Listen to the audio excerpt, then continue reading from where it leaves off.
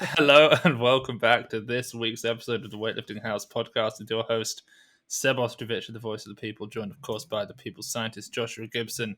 Joshua, we're meant to be doing a top 10. I've got mine meticulously ranked out with descriptions, numbers. You still frantically scuffling bits of paper, notes together to try and put together an order. Are you stuck on number 10? What's going on? Well, here's the thing. You're weightlifting's version of Rain Man. So I don't expect you to not have a list. I imagine if I told you to do top 50, it would be like maybe a 10-minute thing and then you'd figure it out. I would just instantly download all of my data. Yeah. But I am stuck on number 10, which is, unluckily for me, the place we start. It is. But I'll give you the honor. I'll give you the honor of doing that. Okay, well, so guys, what we're going to do is, so I have it as my top 5 Asian Champs moments and my top 5 Pan Am moments. So 2 separate top 5 lists. Josh, have you got a single top 10? And if so, is there 5 from each continent that you can, pull apart into 2 separate lists?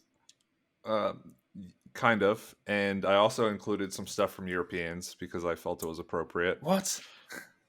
God, Europeans is like last year's news.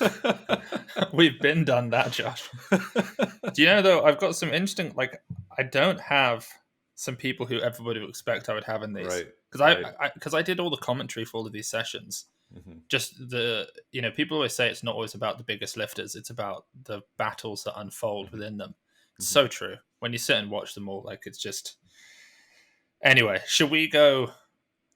I tell you what I'm going to do is I'll just merge mine into a top 10 and I'll go 5, 5, 4, 4, 3, 3, 2, 2, 1, 1, like that. Okay. You know what I mean? Yep. Okay, so I'm going to start with my number 10 performance, which happens to be my number 5 from Pan Am's. And all it is, and I found Pan Am's trickier because it wasn't as good a competition, honestly.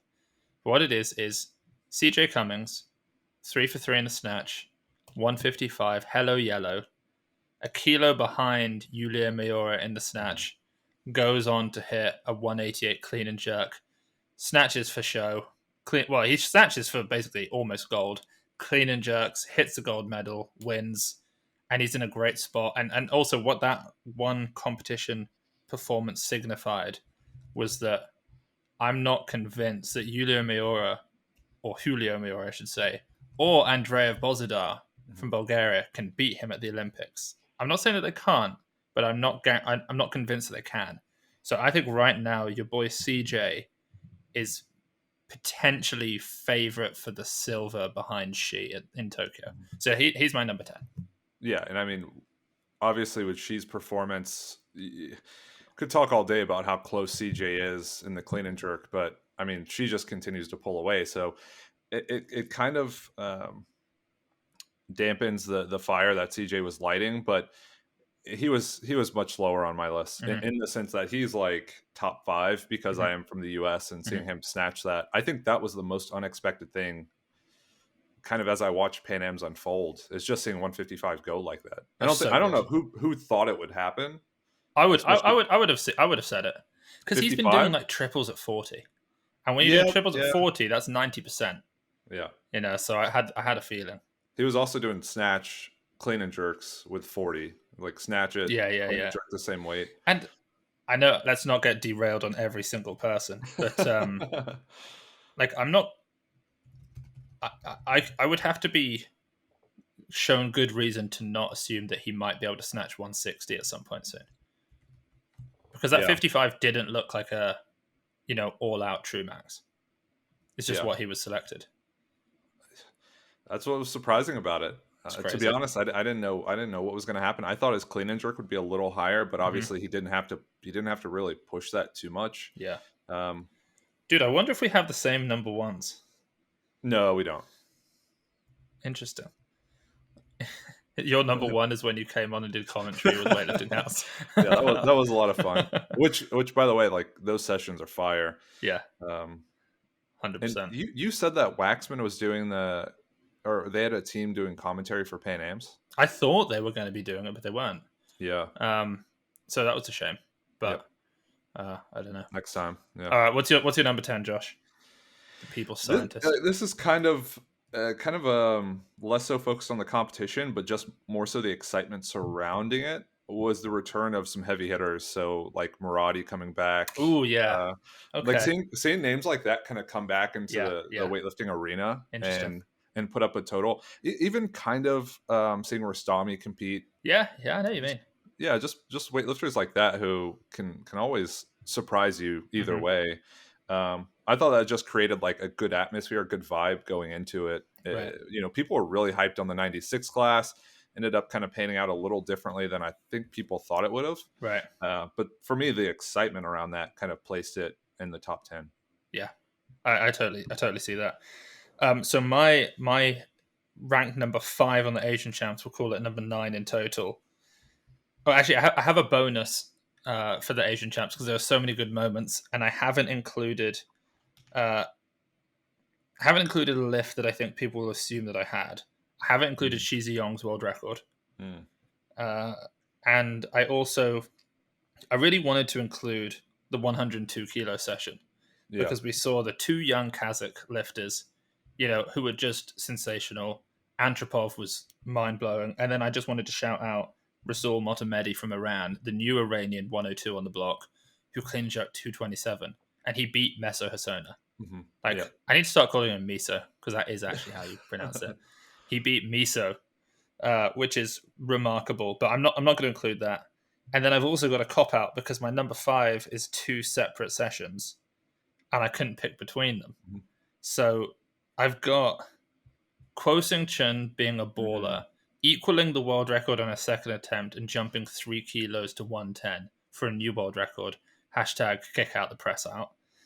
And then joint there, I have, again, it's amazing this is down at the bottom, is Lu Zhaojun world record, followed by Li Daiyin world record, 174, 175, to beat the 2018 world record set by Ehab at 173. And that little passage, Lu missing his opener, jumping up for a second attempt and making it, then setting a world record in his third, 36 years of age, then the injured Li Daiyin coming out and hitting 175, getting reds on the bar. No one outlifted that until we got to the 102s, I think. Just brilliant session. Maybe even 109s, jeez. So, I've got a mixture between Kuo's 110 and Lu and Li's, basically just the 3 world record snatches there. Yeah. With how exciting both competitions have been, more so Asians, I almost forgot all of that had happened, honestly. Because I'm trying to recall like how many people have either taken cracks at world records or set new world records. It's almost disgusting. That was good. Obviously wished with Lee and Lu the clean and jerks would have panned out a little differently. Mm-hmm. It was kind of flashbacks to Lu's predicament there as well. It's how it is with the middleweight Chinese weightlifters. We just never see consistent clean and jerkers. Right. It's such a shame, but I mean, people don't believe it, but we did that reaction video to 2015 Worlds, and I think like Lu bombed out of that competition. Yeah, and Tao bombed out of that competition. Yeah, it's kind of been this like running thread throughout the last 5-10 years. 100%. Guys, go check that video out on Josh's YouTube channel, Philosophical Weightlifting. Me and Josh sat down and basically watched the entire 2015 85 kilo category, and it's just been cut up with highlights. It's a lot of fun. Good video. Yeah, it's a lot of fun. I'm interested to hear your feedback from the Kuo Sing Chun kind of press out debacle of 2021. Is that like a pretty big thing in the weightlifting world right now? Yeah, and I'll tell you one thing: we're coming for a rule change. I'm not even joking. We've got slogans. Are you petitioning for it? Yeah. Oh, I've got slogans ready. I'm getting the armory ready basically, and then I'm gonna come out and I'm gonna see if we can get rid of this rule once and for all. But we should do a podcast on the rule at some point. So I'll save it for now. But all I'm going to say, hashtag kick out the press out. Let's leave it there. Well, and I think we should. I think it'd be interesting to cover the history of it in the sense of like, why does it make sense to even have it in the first place? Yeah. Is it because it differentiates the press from the jerk? Is that like? Yeah, exactly. Yeah. So you have to kind of peel back the layers before you can really understand why it's there. Yeah, 100%. Yeah. Kick out the press out. All right, Josh, what's your number 9? This one's a little more sentimental, and I think that's kind of the Oh, story of my list. Is it's a little more close let to me my heart. guess. It's gonna be an American. No, it's a Brazilian American. Okay, Fernando Fernando. Hayes, Yeah, yeah, taking gold at Pan Am's and winning by, I don't know, like so 40 much. kilos or Hmm. something over Kane. Um, in the thing that I thought was interesting is it's 10 years from his first Continental title. So again, he kind of mentioned it to me on the podcast we did. He's like, man, I can show up and do 80, 220 and win. He's not, Yeah, there's no yeah. real heavy hitters there. No. But just to see such a good guy win another gold, And he I was was happy for him. close. As he only made his opener snatch, didn't he, at 90? Then he jumped Yeah. to 97 or 98. Missed, but it was close and went for 200. It's like he could have had any of those. And I thought when I Yeah. watched it, his 235 on his second attempt, Yeah. that was like his. When I saw it, I was like, holy shit, he's going to go over 40 for sure. And then he couldn't. But it was such a strong clean at 235. He had, out of just as an extra, he had the ninth highest Sinclair from the Pan Americans, Wow. which is kind of interesting. Yeah. I'm doing a videos on top 10 Sinclairs for men and women from Asians and Oh, from Pan nice. Am's. So I had to work them out earlier. But yeah, he had 427 with a 190 235 performance. It's So kind why of did cool. you not do top 10 Robies from? Um, one, because I hadn't calculated them all yet. Mhm. And two, just because there are always people like someone like Miso. He weighed in at 99, but if we do Robies, it counts him as 102. So Right. it's like I just Right. want to make sure that we're getting like actually pound for pound the best. Yeah, that makes And sense. also Robies are influenced by the world record at the time. Right. So if you're in a category that has a stupid world record, you're more fucked. Yeah. So And if Sinclair it's just seems fairer. and this is a little different, but if it's like gold, silver, bronze level event, that would obviously influence the Robies Mm-hmm. from it too. So Yeah, absolutely. Okay, number 8. So I'll go back to Pan Am's side now. This was my number 4 from Pan Am's. It was the battle at 81 from the men's, particularly the snatch. So we had Brian Rodriguez from Colombia and Zacharias Bonat from Dominican Republic. And this was like after Harrison had just made his opener, then he was gone. And it was just these two, 152 answered by 158, matched by 158, then a 163, beaten by a 164, and then the balls on Rodriguez to then on his third attempt take a 5 kilo jump from his last and go for a 4 kilo lead at 168, which is more than we saw anyone at the Europeans hit in that category. Second to only Lu Xiaojun and Li Daiyin. Brian Rodriguez hit the 168. And then the clean and jerk was a bloodbath. Like, I think they both went 1 for 3 in the clean and jerk. But anyway, came out with Bonat Zacharias 360 and Brian Rodriguez 363. I just thought it was such a great performance. And both of their snatches were technically marvelous, I would say. yeah. Just marvelous. Just so amazing and efficient and fast and long limbed and like everything you don't see at the Asian Championships in terms of body proportions you saw from those two. And it was sensational. Yeah, I think a lot of the questions people have surrounding the medalists at these competitions, especially the people who get close to people like Lou and Lee, are they qualified for the Olympics? Mm-hmm. Are we gonna see them again? Because I know with a lot of classes, you'll see people from Iran or Uzbekistan, and like they put up huge totals, like 20 Yeah. kilos over their best or something, and then they're like, okay, but they're not qualified because they haven't competed in 2 years. Mm-hmm. So do you know with these guys at 81 if we're going to see them again before that or at Tokyo, or if this is kind of like the last hurrah for them? I think we are. Let me just check. I mean, Rodriguez is like way up in the 81, Yeah. so we'll see him. He'll be ranked number 2 probably once we remove one of the Chinese plus the 73s who are ranked above him. And then, Bonat Zacharias also is ranked. He'll be number 3. So, yeah, Awesome. they'll both be there. They'll both be there with totals above Pizzolato, Harrison, Ritvas, Nico Muller. Like, they're going to be the ones gunning for silver and bronze at the Olympics, which is cool. Yeah. And then it'll be either Lou or Lee at the top. If they make a clean and jerk, theoretically. Yeah, if they make a clean jerk, they'll win. Yeah. Basically. What have you got? Number 8. You're going to hate this one. You're absolutely going to hate it. because again, it's kind of a sentimental choice, and it kind of reflects my number one choice, but a little bit less so is how well Team UK did at Europeans actually. Oh, you're chucking in Europeans into the Yeah. mix. Well, Okay. it's like for me, seeing Sarah do as well as she did, Yeah, and yeah. then taking Crushed silver it. behind Laura Donatoma, and then obviously Emily Campbell doing really well, and she looks incredible. I've been following Yeah, along with her training, and Cyril's gotten her in fantastic yeah, shape. yeah. Which He's going I'm to be there. super He's going to be there at Coaches Only. exactly. I'm Yeah. super excited for that because you said he had like I don't know 50 to 60 years in the Oh, dude, sport, he's like, something yeah, like like that. over half a century coaching weightlifting. He's seen everything. Yeah. So super excited to hear from him and hear how he kind of coached up Emily and Sarah for Hmm. that competition, and then Yeah. um, yeah, just seeing the women of Emily Team UK Godley do as so well with the well. gold. Yep. Yeah, killed it. Yeah, that was fantastic. Hmm. Fair enough. Yeah, so if I was doing Europeans, I would have put that in there. So don't misdrew. Yeah, my list for being anti-Europe. Okay, so at number 7, which is number 4 on my Asian champs list, I have. Maybe it should be the one above this. I don't know, but it's not.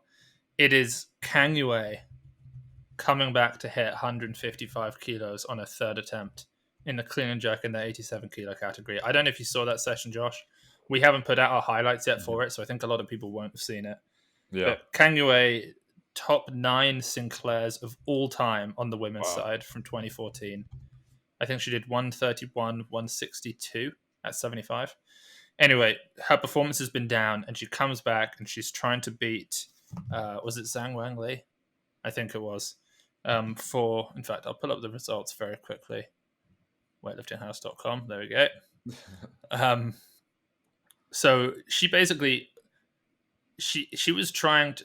The only way she's ever going to get selected for the Olympics is if she utterly destroyed Wang Zuyu, which was going to be very difficult to do, and she didn't do it. But she snatched 118. Wang Zhu hit 126, so she was way behind. She hit an opener of 149. Then she just took this jump to 55, and she missed. Well, she injured herself on the 149 so badly. She fell down. She couldn't get off the platform. People had to help her down the stairs, and it was like that's 100% over. Somehow she came out for her second attempt at 155. They helped her up onto the platform. She hadn't bent her leg, and she like slowly tried to bend her leg totally without any load. Just about got into full flexion, and then she like hobbled to the bar, cleaned it, almost jerked it, and then again fell down, and they had to carry her off the platform again. Uh, and then they bring her back on for a third attempt, and again she's literally hobbling on. I've never seen anyone in so much pain as her, and she fucking clean and jerked it. And I just thought that is one of the bravest things I've ever seen on a platform, one of the most ridiculous things I've ever seen on a platform. Um, but yeah, and one of the most remarkable. Just like Mhm. the pain that she went through, the desire to hit that lift, even though it didn't give her the gold. And she knew it wasn't going to give her the gold. She's like, this does nothing. It just keeps me in silver. And yet, every part of her wanted to hit that. That's a true champion. That's why she's got a top 10 Sinclair ever. So Kang Yue, number 7. Yeah, that's intense. That reminds me of the moment. I think it was a couple years back. You'll know The North who it Korean. was. Yeah, yeah. Oh, Do you remember that? yeah. Yeah, In the clean that and was jerk. epic. Was that Yeah, Anaheim, maybe? trying to. I'm not sure. It was one of the like 70-ish weight classes Yeah, or yeah. something around there. Where dude, where is Anaheim? Texas? California. It's in California. Yeah, Ah, I didn't know that. yeah, Interesting. Of course, because Houston was obviously Texas. They wouldn't have had it in exactly. Texas twice. Interesting. All right, what do you got? Number 7. All right. Again, it's another pick from Europeans, and it's kind of underwhelming, but because we see it, it seems like we see it all the time. But it was Lasha's performance. Mm-hmm. So I just thought Underwhelming, dude. If I was including Europeans, that's number 1. No question. really, No why is question. that? It was the greatest performance of the last 30 years. Yeah, Yeah, I mean, what else? Like, nothing can beat that. yeah. But I mean, I guess the tough part when you watch Lasha is you almost have to differentiate his training from his Mm-hmm. competitive prowess, because people see him in training snatch, 220, 221, 222, 223, and it just seems routine. Yeah. And then when he steps onto a competition platforms and absolutely demolishes everyone, Yeah. um, I guess that kind of solidifies him as the greatest of all time, which people get up in arms about He's up all of there. that. But He's yeah, up there. but I thought that was a fantastic performance. I mean, I swear the guy doesn't miss. I don't think he knows how No. to miss. I don't He's think going to it's be in the his DNA. first 4-time Olympic gold medalist, in my opinion. Yeah, The first and probably only ever, I reckon. Yeah. I reckon. yeah. All We'll right. see. Okay, cool. So back to Pan Am. So this was my number 3 for Pan Am. So we'll call it number 6 in the Mhm. total. Jordan De La Cruz. You probably got this somewhere, maybe. Jordan De La Cruz, 6 for 6. Yeah, Sets fantastic. new American records, Pan Am records. She opens at 83, which I think the heaviest anyone else hit might have been 82 by the other US lifter whose name I'm blanking, who deserves credit. What's her name? I'll pull it up because I want to make sure she For which gets the class? 49s. The Morgan other, King. No, no. not Morgan. Who? I think she trains at Garage Gym. Oh, Haley Haley Reichard, Riker. Yeah. yeah. She Yep. was amazing. But Jordan 83, 86, 89 to beat her American record, new Pan Am record. 104, what a fucking gutsy opener.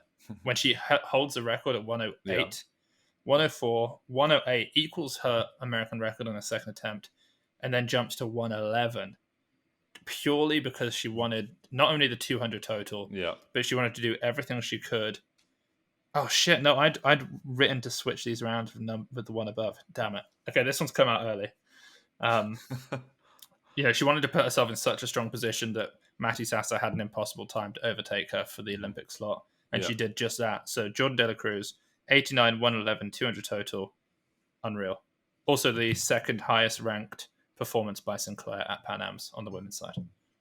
Yeah, that was an incredible performance, and I mentioned Morgan King, and the evolution of women's weightlifting in the U.S. is kind of on this uptick where Crazy. people who were in the Olympics in 2016, I wouldn't hold a candle to people who are dominating now.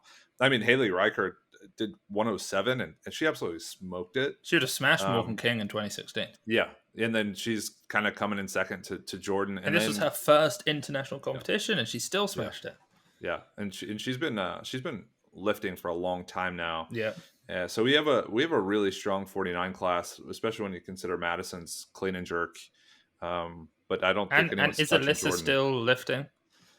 I don't think so. I think she's kind of hung it up. She was mid-30s, early 30s as well. Yeah, maybe. Yeah, fair enough. Exactly. But a very strong class, and I mean, whoever wins is probably going to have to break another American record in the clean and jerk at some point, like the Nationals or something. So, yeah, it was a good choice.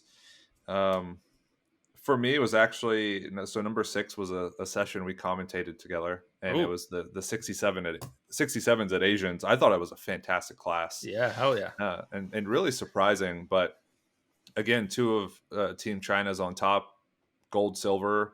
And then an Uzbekistan lifter in third. Yeah, Ergashev. So Ergashev, and I just thought it was a fantastic session because it was really tight for the most part, in the clean and jerk between all 3 and the snatch between the top 2. But Chen Li Jun just kind of showcasing his dominance once again.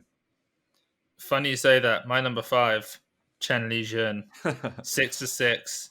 And I put it there maybe a slightly different reason. So you put it there because it was a great competition. Yeah. I put it there because coming into this championships, it was like either Lu or Li will go to the Olympics, and so Shi Ziyong. And then you got to pick between Li Fabin, Chen Lijun, and Tian Tao. And I was like, I don't know if Chen Lijun's got it in him. And this performance, just for me, it's like he's definitely going to Tokyo. And he fucked up the other 2 because now it's between Li Fabin and Tian Tao, and who knows who it's going to be. But Chen Lijun staked his claim hard as like, because he has the 3rd highest Sinclair from any Chinese weightlifter ever. So he's like, I'm staking my claim. I'm in. You 2 fight it out. And he did just that. 6 for 6, smashed it. Now, what do you think of? I mean, obviously Tian Tao won, but when I saw the hit 211 in the clean and jerk, for me it was kind of underwhelming. I don't know if that was just Oh, to it was play it safe supremely or underwhelming. Yeah. maybe he's done 231, Yeah. so And he was 211 is injured. He had a really bad elbow and a really bad knee. yeah. Team China is like, obviously you can't say that overworked because they just smashed it and set so many world Yeah. records. But like none of them. I don't think a single Chinese weightlifter was in full health. Like Mm-hmm. they all had some pain in their back or their elbow or something like that, or they were coming back from surgery or something. Amazingly, they still lifted so well, but they've been worked hard. I think they need a bit of recovery before the Olympics. Mm-hmm. Yeah, and But now they have a nice stretch. It's like 95 days, 94 days, yeah, something like that until the Olympics. yeah, 3 months. Yeah, solid. What have you got? Number 5. So number 5, it's another pick from Europeans, and it's actually the 81 kilo class. One because for a few different What reasons, a session. and I think it again a lot of controversy in the weightlifting world with Carlos Nasser coming out and not necessarily making his name, but just displaying the performances that he can do, going 63 and 206, and then Pizzolatto going 64, 206. I thought that was a fantastic session, really tight. And then again, it just riled up everyone in the weightlifting world a little bit. So I think it added to the storyline. Some kid from Bulgaria coming out and battling with a guy from Italy and having the difference of 1 kilo between silver and gold. And then you see him now in his videos on Instagram, and his legs like it's got some sort of brace on it. I don't know what's going on, but No. I don't know when the next time is we'll see the kid or what's going to happen to him. But Maybe Worlds. yeah, Yeah, you think so? I hope so. Yeah, I would like to see him again. He's You'd hate absolutely amazing. Yeah, you'd hate for it to be a flash in the pan this early. Yeah, absolutely. Yeah, and thanks for saying that, because when I said earlier that it's between Rodriguez and Zacharias Bonnet for silver, it's not. It's Pizzolato's looking like silver right now. Yeah, I forgot about that clean and jerk that he hit. That's just ridiculous. that was fantastic. Yeah. Okay, so we're into the top 4. Now, I actually switched these around earlier, so it should have been Jordan De La Cruz here, but it's not. It's going to be the snatch battle in the 96s at Pan Am's between Bodhi Santavi and Jonathan Rivas. That was great. They both opened at 175, which was the most that was hit at the Asian Championships, which goes to show how strong they are. Then Rivas hit 180, Bodhi hit 181, Rivas went for 82 and missed, and Bodhi went for a world record at 87, which is, I mean, again, the ball's on him to attempt that without having planned to have attempted it is insane. He put up a post saying he thinks if he'd have really tried, he could have got it. I don't agree. To me, it didn't look like he could have done. That's not to say he won't ever get it. I genuinely wouldn't be surprised. I didn't feel like it was there that day, but the 181 was amazing. And I just thought to have 2 Pan American 96s who are basically saying we're the best snatches in this category in the world, along with, say, Plesnoy. I thought that was really cool. And just to say to all of the Asian 96s, you may have big clean and jerks, but like you can't snatch as much as us. I thought that was pretty cool.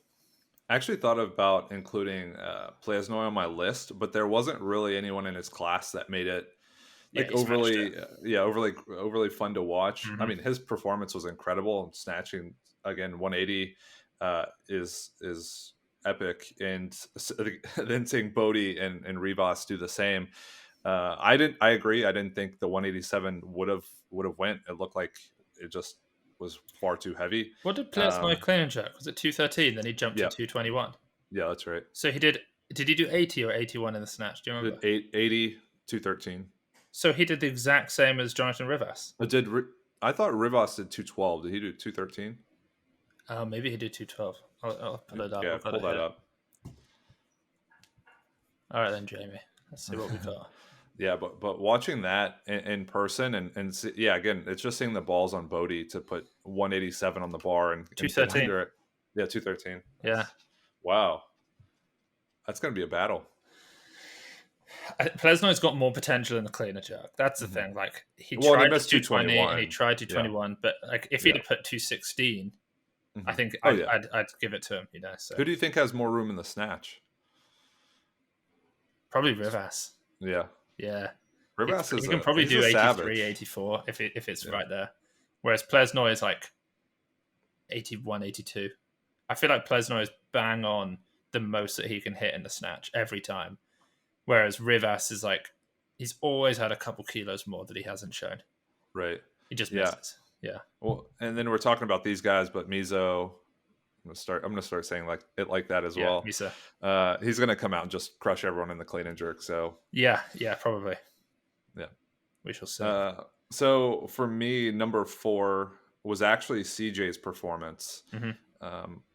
Again, I just didn't expect the 55, 88. Yeah, I could see that going. I actually expected low 90s, mid 90s, Yeah. and I think to medal or to try and take a gold, if at all possible, he would have to do 95, 97, 99. I'd love to see him take a crack at 6,200 just for the joy of seeing him load it. So and he go did under, 78, which is a very light opener. Yeah. 88. Then he went for Yeah. 94, which would have equaled his best. And he did clean it, didn't he? He missed a jerk. It's competition best, right? Yeah, competition best. He hit 95 in training, right? Yeah. Yeah. But yeah, I mean, he still smashed. He beat Julio Mayora by 2 kilos.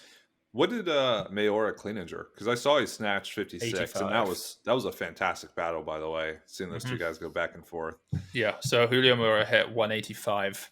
But the reason I can't say for sure that CJ's going to beat either him or Andrea Bozidar is because they've both hit like 95, 96, 97. In training, they've both hit 99, maybe 200. So, like, you just can't. I mean, Shizi Yong's he's just got the snatch. He's just 10 kilos over everyone in the snatch. And that it just has too much of a lead. He can pick and choose his opening attempts in the clean and jerk to be a kilo ahead of everyone. And that's such a nice spot to be in for him. You know? Yeah. What did she end up clean and jerking? 94. 94. Okay. Yeah, 363 total, which is the same as Brian Rodriguez from the 81s, but obviously he did it at 73. So he equaled his own world record total with the 169 world record snatch, which is cool. And then do you know they asked for 201 as a troll. He wasn't ever going to take it. Apparently he just he wanted them to put it there so that everyone in the audience would be like, holy shit, like she's coming out for 201. Yeah. And but he didn't come out, which is kind of funny. Yeah. Okay, top 3. Wow. Okay, so maybe this one's going to be unexpected, but again, this is just such a stellar session.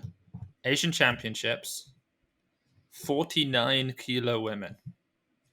So we had Hu Zihui, the Chinese snatch world record holder, Zhang Huihua, the Chinese clean and jerk world record holder, and then from India, Chanu Mirabai. So Mirabai snatched 86, which was only good enough for 4th. Then Zhang Huihua snatched 89. Then Hu Zihui hit a massive 96. And then, so she was way out ahead. And then Hu Zihui hit 117, which I think was a kilo under the world record. Zhang Huihua set a new world record, 118. And then Chanu Mirabai, who was in last, set another world record at 119. And then, to try and go for the win, Zhang Huihua went for 125, which was like 7-8 kilos over what the world record was before that day, her own world record. And the fact that she pulled on it and went under it, it's like you sort of need people like that to usher in a new era of what's potential for humans in weightlifting. And she did it, and she didn't make the lift, but the fact that she went under it just shows everyone else in that category that like under 50 kilo women can actually go under a 125 clean. So that was a great battle. Just snatch world record, couple clean jerk world records. That was big session. I mean, that's like 2.5 times body weight for a clean and jerk. Yeah. I don't know who else is doing that, if anyone. On the women's side, no. I mean, obviously she didn't make it, but no one even attempting. Yeah. Do you know what the strongest clean and jerk is, like pound for pound, or kilo for kilo? I'm about to find out. Because obviously Niam's done triple body weight.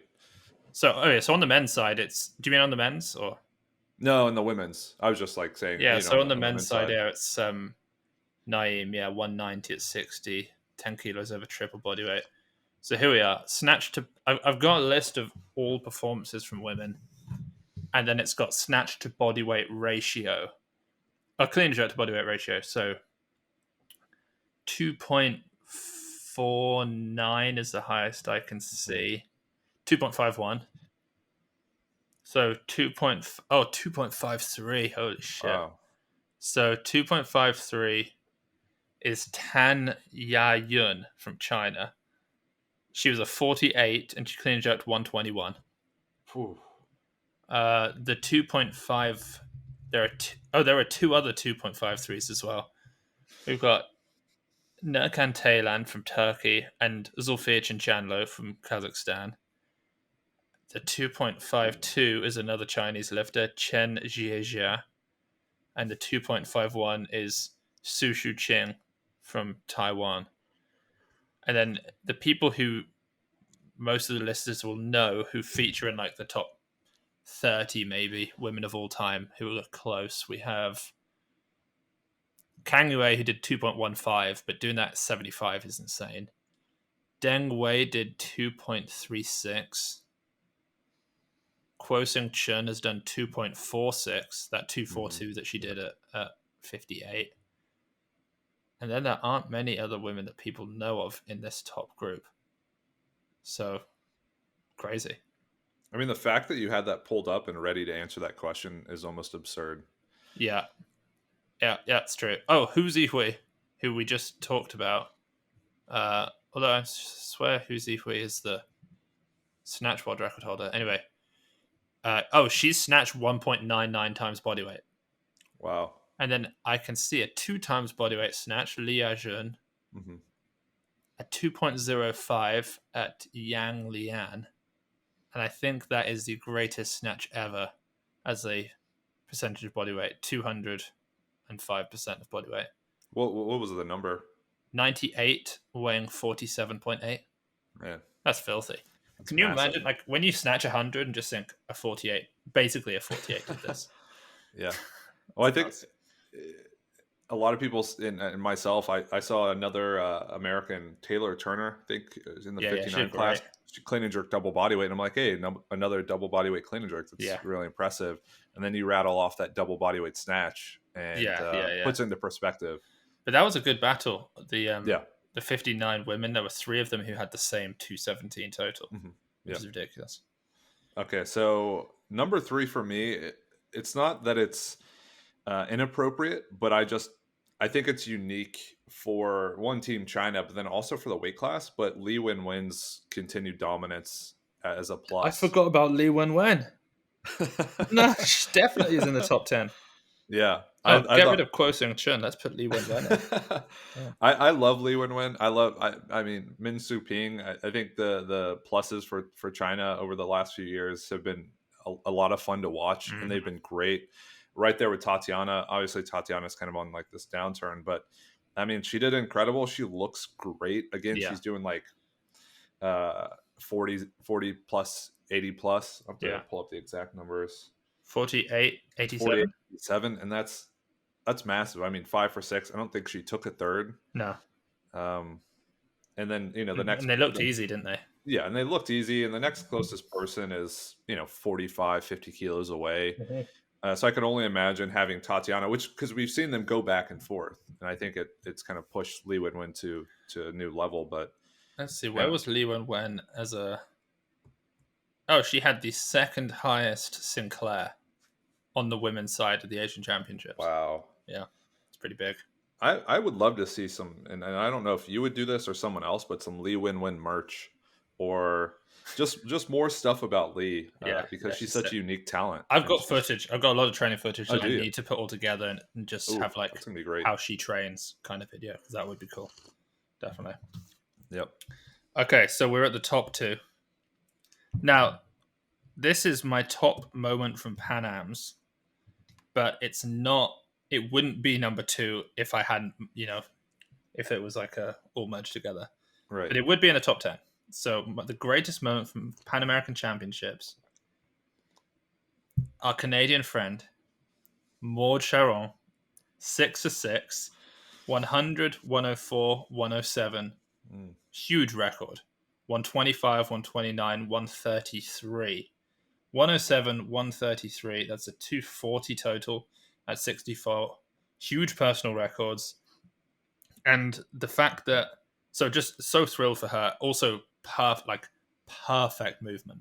Just she must have the best technique in Canada, and arguably in the Northern Hemisphere, like side by side with Jordan De La Cruz, probably. She was just insane. And also with Loredana probably not going to the Olympics, assuming that the IWF does what the ITA recommend and pull Romania. And with North Korea not going, there's like a power vacuum behind Deng Wei of who it's going to be to take silver. And it was between like her and Georgia Bourdignon and Sarah. Jesus Christ, Sarah Davies. And Maud just was like, "Yeah, give me the silver." And now no one's going to touch that. No one's going to touch that except for Deng Wei. So she's going to get silver at the Olympics. So she's my top pick from Pan Am's. And for people who are listening to this and haven't listened to the podcast we recorded with her, it was super insightful. Amazing. And really, really cool to get to know a lot more about her background. Yeah. And I don't know if she would want me to say this or if it's like she's going to call me out for it. But she told me, I don't know if she told you about that 110 snatch from the blocks a while back, but she just hadn't posted. I don't know. And maybe. Yeah, she said the video is really bad because I was like, hey, you should send me that video. But yeah, snatch 110 from the blocks, just incredible, super strong, great movement, great, awesome person too. Yeah, so that was a great moment. I actually didn't think about that. My number 2 is in stark contrast to someone like Maud. It's the men's 109 at Asians, seeing Ruslan and seeing another 200 kilo snatch at 109, which I think anytime you're not in a super heavyweight class. Or in the super heavyweight class, and he snatched 200 plus kilos. It's always a spectacle. It's always a big moment. So I liked watching that, and then seeing Ruslan come out and do 241. I mean, and he moves so well. I mean, you want to talk about technicians? He moves great. Coming off of a suspension, say what you will about that, but that was a massive session. I didn't expect that. Yeah, 100%. So my number 1. 109s, Asian champs. Exactly the same thing. There we go. One of the reasons I liked it was like we had this reversal of order where after the snatch it was Yang Zheng gold 200, the second non-super to snatch 200 in 30 years probably. Although, like, and to be fair, I mean, we've seen, I think it was last year's Worlds where it was like 99, 98. 97, yeah. So we're getting a lot, but that 200 kilo mark is something special. And he had room. That was great. He had room. Then Juraj Akbar with the 194, and the fact that he just missed 97. And then Nuradinov way down in 88 with so much room to make up. And then it just reversed. Yangzhe 215. He should have been given the 222 # kick out the press out, but he wasn't. And it wouldn't have made a difference to the total. Juraj Akbar 234, which is enormous. And he only just missed, he's either 37 or 38. I can't remember what it was. And then Uncle Ruslan coming out with 241. The second non-super to clean and jerk over 240 in the 21st century. Joining the ranks of Ilya. And he smashed it, and it just, I was just amazing to see. That was just such a great competition. You just couldn't believe that you were going to see world records in the snatch and clean and jerk taken away from Martirosyan. And also, when you have 3 world records all held by 3 different people in a weight category, that's a lot of fun. And even though Nuradinov beat Akbar, he had a lot to prove, and he's not going to go to the Olympics because he was suspended and he missed out on qualifying. Juraj Akbar is my pick for gold medal in Tokyo. I think he's going to smash Martirosyan. Well, no, I don't think he's going to smash Martirosyan. I think he's the underdog, but I think I'd put money on Juraj Akbar. Now, do we know what's going on with Martirosyan? No. Do we know? Okay, 'cause I don't. No, so he was detained for having killed someone in his car. Probably most people listen to this are just like, what the fuck? They didn't even know. So he just days after bombing out, he killed someone in Armenia, but he wasn't intoxicated. He hadn't been drinking, wasn't on drugs, and so they were trying to work out, was it his fault or did someone jump out or something like that? They don't know. So whatever the result, even if he is innocent, which I certainly hope he is, it's like the mental toll that's going to take on him and his training and the build up to Tokyo, knowing that there's a potential that he's going to get convicted, rightly or wrongly, is I think that's too much to train for the Olympics with. So I don't know. And trying to compartmentalize having killed someone accidentally or whatever it was, I mean, that's got to be an emotional train as well. Oh my word, yeah. If you had done it accidentally, it's just like, well, obviously it was accidentally both times. Yeah. Whether it was his fault, it wasn't like looking for someone, but whether it was his fault or not, right? Either way, he didn't expect to do it, and that's gonna be very difficult to get over. So yeah, we'll see. And something almost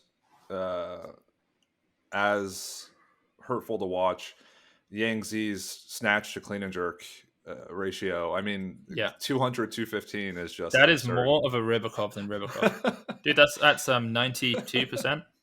Yeah, that is insane, dude. I don't even know. I don't have words for it, to be honest. No. Imagine snatching 92%. Obviously, you can clean and jerk more, and but still, the fact that happened is crazy. Just insane. So what is your number one? Wait, let me try and guess. How have you got a number one? Have I mentioned it yet? No, you haven't. Well, indirectly. Okay, so which it wasn't like Team China or something like that. It wasn't Team China.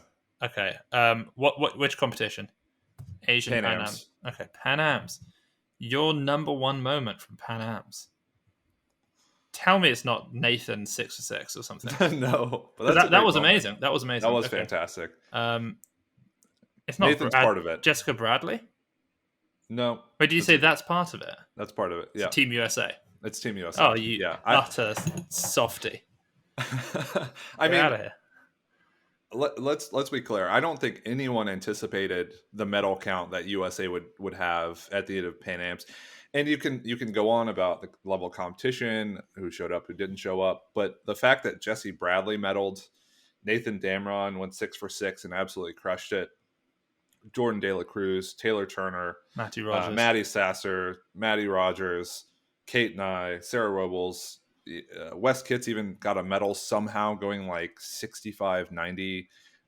Jason Bonnick, I think, got a medal. Like, I don't know how that happened, because before this competition, Pan Ams was held up as this really huge deal in the sense that, like, not many people from the U.S. would medal, not many people would win their class, and the storyline has taken a change for the better for Team USA, and now they're kind of seen as the dominant country at Pan Ams in the women's side, and then particularly the women's, also, particularly in the women's side. But I'm just looking at it now, so it looks like I can't see where they've not mixed it together.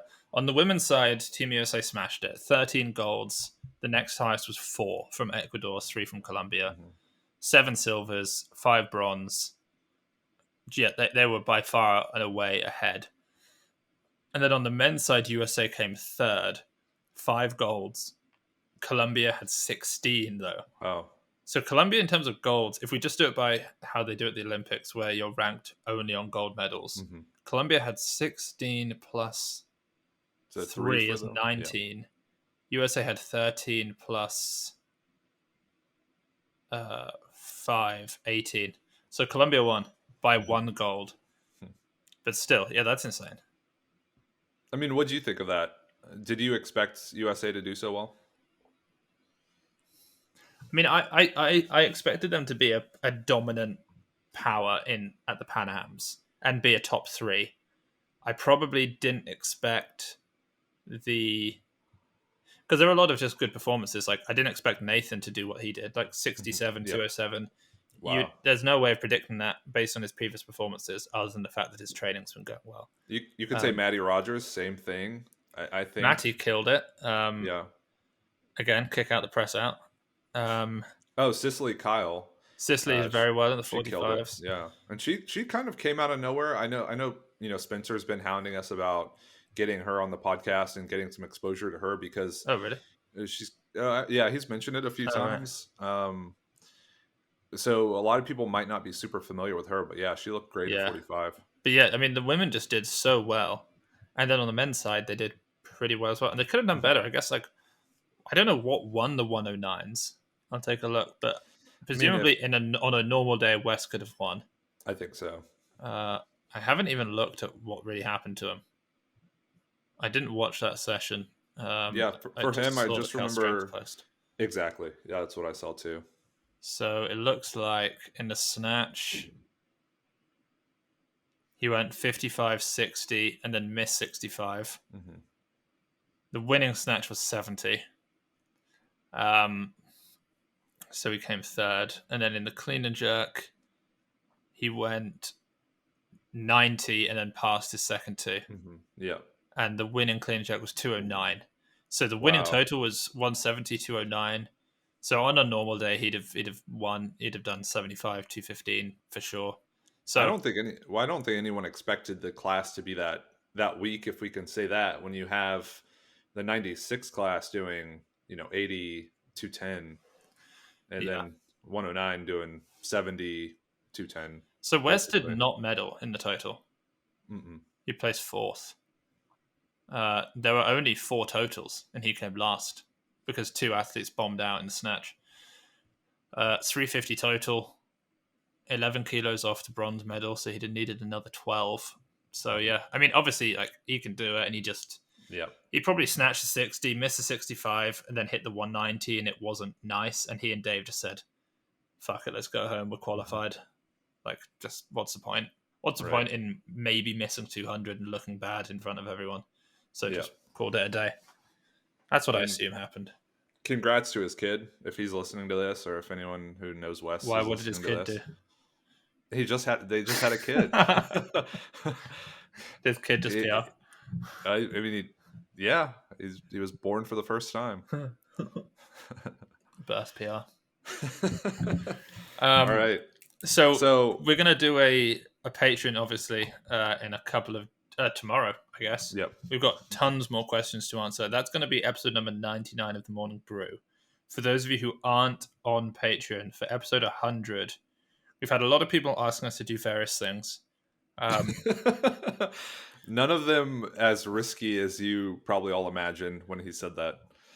Yeah, maybe. I mean, what we've been saying that we've been going to do for a while is we're just going to drink. Let me see if people was it Bailey's Irish. We could do an Irish car bomb. I've had a shot of Bailey's in a pint of Guinness. Yeah, I had one of those at a frat house one time. Okay, nice. So what are people saying? Episode 100 suggestion live. Okay, more than an hour retrospective of the past episodes. So we could do it live, and then people can, and then we'll post it properly. But then people will tune in live. And just ask us questions while we get drunk. Alex says maybe the plan for episode 100 can be get Seb drunk, have him design a shoe and put in the orders. Never mention it until the bill comes. Also live, where it's Weightlifting House favorites, episodes you enjoyed the most, the best guests, favorite videos. That would be a good one. And you two talking and commenting about it. That would be fun. Live stream episode 100 where Seb and Josh are maxing out. That would be a pitiful episode. Yeah, it would be. I'll be at the gym in a couple of hours, though. Yeah, I'm doing what I can. It's slowly but surely coming back, but we'll see. Mm-hmm. And for people, you mentioned it, for people who aren't on the Patreon and listening to these shows, I got a message the other day from someone who, after he finished listening to it, he said the worst part about the show is that it ended.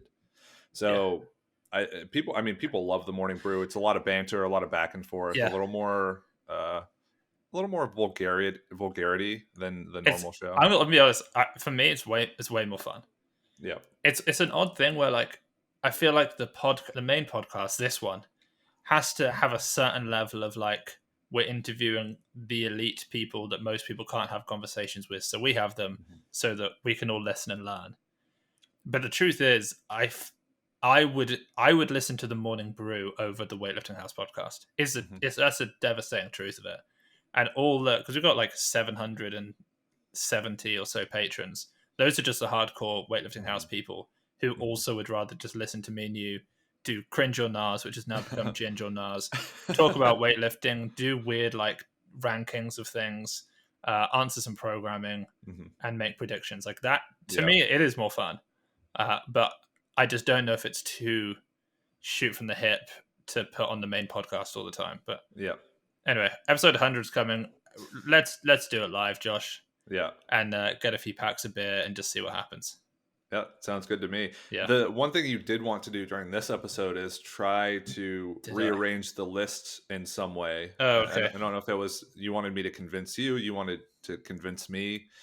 I want to convince you that the performance from the 109s is far more impressive than just Team USA at Pan Am's. As you talk to an American on the other side of your laptop. But it's like what's better? A team that has 5 people totaling 350 or one person totaling 410? Yeah. Like, where do you want to go and film? You want to film the 410 gym. Yeah. And that's what this is. It's like, it's one performance, but it is supremely elite in the snatch and the clean and jerk. Or like 8 performances that were all really good. Well, and to your point, we mentioned that 200 for Yangzi is like, once you break that barrier, that threshold, that's kind of something that not a lot of people do. I think 240 is very similar in the clean and jerk. Yeah, for sure. So Martirosyan's clean and jerk 240. In the past we've seen people like Tarakti in training hit 240, Ilya 246. Once you start hitting like 240, 241, it's almost like you just don't anticipate it. You don't expect it. And when it happens, it's like a unicorn sighting. Right. You just kind of watch it and you take it in and then you talk about it for years and years afterwards. So I don't know who expected this or if you could have predicted it. A lot of these things on the list, we could have said Lee Win-Win would win. That's obvious. CJ does really well. That's pretty obvious. Lasha kills it. But Nuradinov, 241. I mean, I don't know who saw that coming. I don't know if he saw that coming. To be honest, I feel like he was pushed by his competition because he needed that to post a total to win. He did the 240 though in training a couple of weeks ago. Yeah. Which suddenly we were all like, holy shit, I guess he's capable of something nasty. But it's not often that you see someone hit a big lift in training and you think, oh, they'll be able to beat that in competition. And he'd also hit mid-90s. So I was like, wow, he could actually... but then when he only ended up with a 188 snatch, I thought there's no way he can come back. Like, he's 6 kilos below Akbar. He's going to have to beat him by 7 in the clean and jerk to out-total him. And Dryev's just been hitting like mid-230s, so it just can't happen. And then it did. That was insane. And also, if you're going to pick Team USA and you're going to try and be unbiased, you can't put them above Team China. Yeah, Team China's not on my list. Like, this is let me give you the top 10 Sinclairs from the women at Asian Champs. It's Taiwan, China, China, China, India, China, China, China, China, China. So mad. And then actually, let's see, from the men's side, it's China, Uzbekistan, China, China, China, China, China, Iran, Qatar, China. Yeah. Interesting. All right, I would say overall, Team China probably takes first, and then as a sentimental component to it, I would put Team USA in there. Yeah. Following Team China. All right, Team GB. I had Team GB. Yeah, you didn't even include that. I didn't include Europeans. Let me check my message to you. I'm sure my message said Pan Am's and Asians. I said podcast tomorrow to talk about Pan Am /Asians. Are you able to pick your top moments from the champs? And you said, yeah. And then you said, that's my curveball. Late yesterday, you said the 109 class is incredible from Asians. Holy shit. I guess you hadn't caught up on it properly. I just think about that because the slow mo of Nuradinov hitting that 241, it's impeccable. I want to do a video looking at his technique because It's it's nice. so good. Apparently, according to our boy Sergey Putsov, he was Yeah. talking to the new Uzbek head coach, who's Ilya's old coach, and that coach is so all about technique. He's still like, oh, Nuradinov has a lot of work to do technically in the clean and jerk, Wow. which you just can't believe looking at it because it's so good. Like the Yeah. clean is so nice. He gets his pull's perfect. He gets a great bounce. His lockout is perfect and his foot position's perfect, but like there's still work to be done apparently. So that's really amazing. If nothing happens to Nuradinov and he's able to train consistently and healthy and he's able to just train and then compete, what do you think he can do? You think 245 and 247? Like 198, 245. Ooh. Yeah. If he had like a dreamer 6 for 6 day. Yeah. Because on that 241, it was like, I don't know. I think you could do a few kilos more. I know obviously his snatch, he could have done 5 kilos more, but he just missed his attempts. Do you know what his best snatch is? Has he made 200? In training, he has, yeah. Yeah. In competition, it's 94, I think. And he's Olympic champion, so I guess we shouldn't all be so surprised that he won. What happened in 2016? What did Martirosyan hit? I feel we should check that. Yeah. 2016 Olympics. Weightlifting. Here we are. Let's pull that up. 105. So Martirosyan took silver. Oh, by a long way. Yeah. So Martirosyan did 190. Yeah, 227, which is crazy. And then he just suddenly got so good. And Ruslan 94.37 Olympic record. Martirosyan, his bests are 200, 240, or has he done more 99, 240. 99, 2. Oh, so he hasn't snatched 200. No, but he hang snatched 210. Yeah, which is just incredible. That is so ridiculous. Yeah. And there are videos of him doing like, if you go on his Instagram, it's just unbelievable. Yeah, I have a good addendum to this really quickly. We can kind of wrap up the episode with it. Yeah. What would be your your top 3 disappointing moments of the championships? Because watching Martirosyan in the back room for me, like as soon as I saw that, I just knew nothing good was going to come of it. Even watching like a Romnow show up and try to do something as a super, yeah. It was hard to watch. So including Europeans. Yeah. Yeah, Martirosyan. The 96s as a whole at Asians was a tremendous letdown. Yeah. Jiantao didn't lift particularly well, and we all found out that Sarab's not going to Tokyo for sure. Yeah, that's a bummer. It was disappointing to see that Rostami hasn't changed. Yep. What was the deal with that? Because he snatched well, and then he came out and he just took some ridiculous jumps. He just claims he doesn't understand. I mean, he still would. It doesn't matter. He wouldn't have qualified even if he'd have made all those jumps. Like, but isn't like going there, but just take gold and then like make a ridiculous jump, which he did do, I suppose. He did win in the end, but yeah, kind of luckily, I think, because there was a clean jerk taken away from the Kazakh or something. Oh yeah, it was Adila Tully, I think was Sargesa Adila Tully was his name. Anyway, the 81 clean and jerks at Asians was a shame. Yeah, it was a shame that Deng Wei didn't compete. Oh, Harrison was a disappointment. Like I love the guy, great athlete, and he'll do more. Like he wasn't a disappointment, I should say. His performance was disappointing.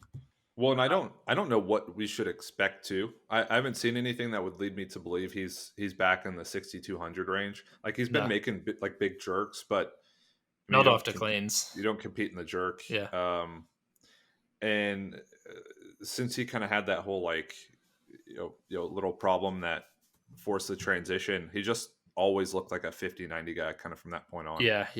So He did well at Rome, didn't he? I think he did He did pretty 58, well. Yeah. 96 or something. Yeah, something like that. Uh, Didn't he went for a big clean and jerk after that, right? 205 205. Yeah, that's junior the world number record or something. I'm thinking of. Yeah, I wouldn't pick him for a medal at Tokyo. Mm-hmm. I'd put him at like 6 or 7. And I feel like he, after this quad, is going to transition away from weightlifting. Like he might make another run, but I feel like he's getting prepped for medical school.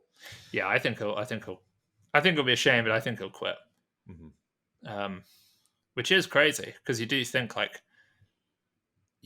being a weightlifter is so cool, but also I guess it also kind of sucks at the highest level. Like you think it's going to be cool, but it's probably not because the amount of pressure and there are injuries and all these sorts of things. It's not as cool as just hanging out at the gym all day, especially when you're like him and you're so talented and everything else that like, yeah, he'll go and be a doctor or something. Yeah. I don't know. I think those are probably the moments. Yeah. Mm-hmm. I would say. Yeah. It was an incredible month of competitions. Jeez, wasn't it just? Yeah.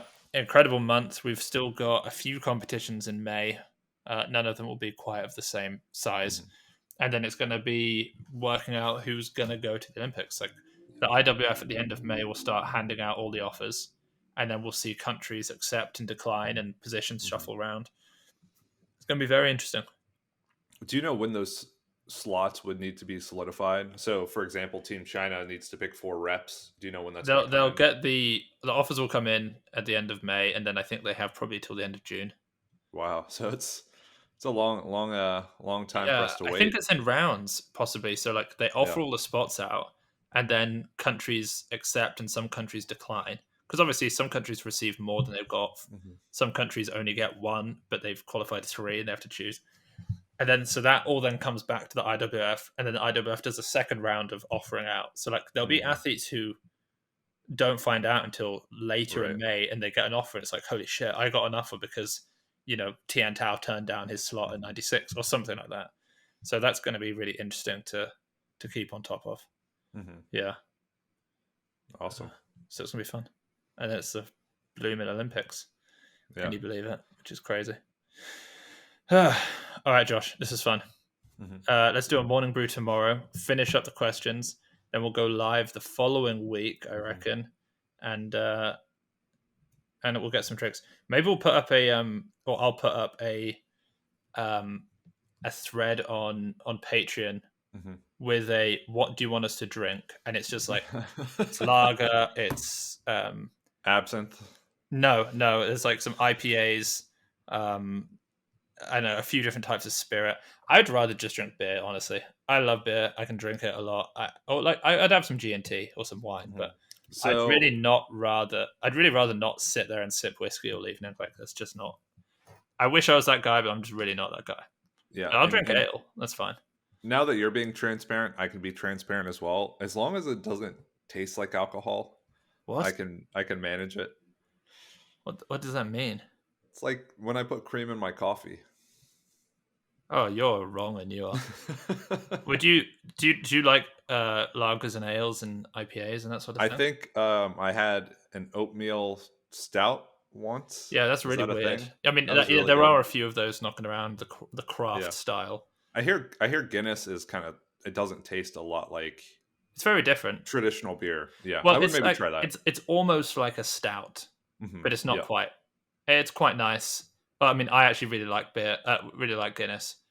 But I'll drink. Yeah, I'll drink anything that comes out of a can. I'll drink for the show.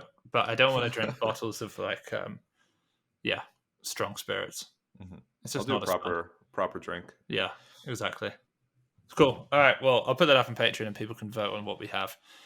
Guys, appreciate you tuning in. Make sure you go follow Josh's new YouTube channel or improved YouTube channel, philosophical weightlifting on YouTube. Follow Weightlifting House as always. Don't follow Josh on Instagram. Josh, I'm fucking coming for you, dude. I haven't looked. I think I might have hit 4,000 today. Let me see. Yeah, you're taking off. I am gaining followers rapidly though. 4,056. Let's go. All right, I'm at 4,400. I just lost a follower. Wow. Ouch. Wow. 4,452. I hit 100. I got over 100 follows this week. Damn, from what? I have no idea. I think it's probably YouTube and people seeing me on YouTube and then following. I don't know. And to be fair, you've been cranking out videos, On the YouTube, commentary videos, yeah, lately, yeah. and Zach and Owen and Sergey and Dan. The plan is, I don't know if it's possible. I want to. We've never been anywhere near this. I want to hit 1 million total views in April on YouTube. Yeah, I feel like that should be easily doable. We're on. What are you like, Pull it up. 600, 700,000? No, you have to be more than that. Well, we've got today and 2 days left. We're on 893,000, and we're getting somewhere around like 50 plus thousand a day. So it should be that we get just over 1 million for the month, which would be sick. Like the YouTube Congrats, is yeah. definitely growing because of April. Continental's just helped. It's one of those things where like you just got to capitalize on it, and you just got to go mad for a month and just do videos constantly, and just hope that it pays off. And I think it's probably paid off. And then What's the plan from here though? Because you release all those commentary videos, you have a lot of content coming out. Yeah. You're just gonna get back to like regularly scheduled. Yeah, it's gonna have to be like keep up some of the top tens. Well, like top tens from these championships, but that's only a couple of videos. And then I guess there's going to be a decent amount of stuff that's like who I think Team China is going to pick. That could be one. Who Team USA is going to pick. Basically, like look at the demographics of who follows Weightlifting House, and then pick their country and do a who's going to go to the Olympics. And then, to be honest, I want to do a few more of the reaction videos. I just think they're fun. Yeah, those are like, sweet. Did you see that one I did with that guy, Grizzly? Someone? Yeah, that's wildly popular. That was so much. That was so funny, and like I didn't expect to do it as like a good video. I just did it because Alex kept telling me to do it, and I don't know how many views it's got, but like 60 plus thousand probably. Yeah. So those sorts of videos are just easy to do and really fun. Like I did one with Klokov. It's probably not doing quite as well. It's on 35,000, so it's doing okay, and it's just like fun. Like just sit there and just watch a weightlifter and just add some knowledge that you have and provide like extra content. So I'd happily do more of that sort of stuff. Yeah. But yeah, we should do another one at some point. I got someone asking for that. So another of our reactions on your channel, like to a session. Yeah, I do that. I do a session. Cool. We'll have to pick. Maybe we can do the 109s. I'd love to have you on to just chat about that a little bit more. At the one that we just saw. Yeah, that'd be fun. Yeah, that'd be a good session. I don't know who would you most want a reaction style video from? You mean like what?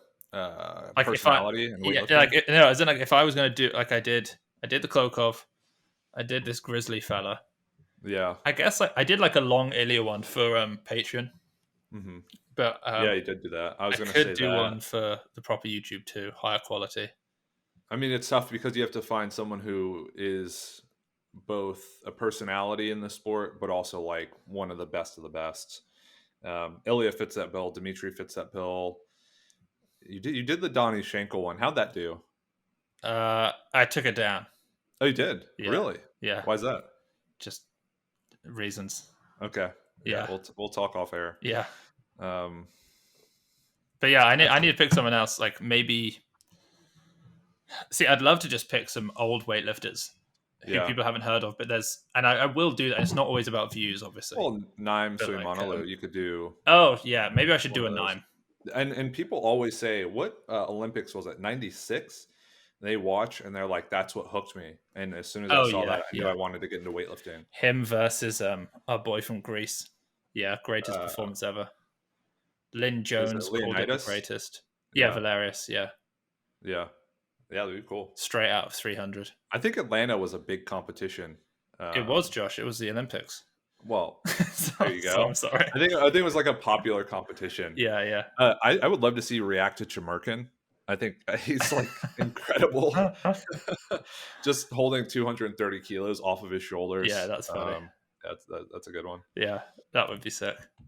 Yeah. Oh, I need to do like greatest saves ever. That's what I'll do. Yeah, that's a really good greatest saves. Well, you did the fastest I think like fastest Fastest snatchers, lifts ever. fastest I could do weightlifters. that too. You should do that and react to it. Yeah, because I could just Yeah. reharvest all of the lifts that I pulled up for the Well, Instagram years yeah. ago. Well, and I'm trying to find. I tried to find that 130 close grip snatch from the kid in Armenia, but I couldn't find it. I can literally find it straight away for you. I'll do it as soon Yeah, as we're off. cool. Yeah. That'd be a fun one. All right, let's get off. Guys, thanks for tuning in. You know where to follow Josh. You know where to follow me. And we will catch you all on Patreon for more episodes and, of course, just on standard Weightlifting House stuff for further episodes of the Weightlifting House podcast.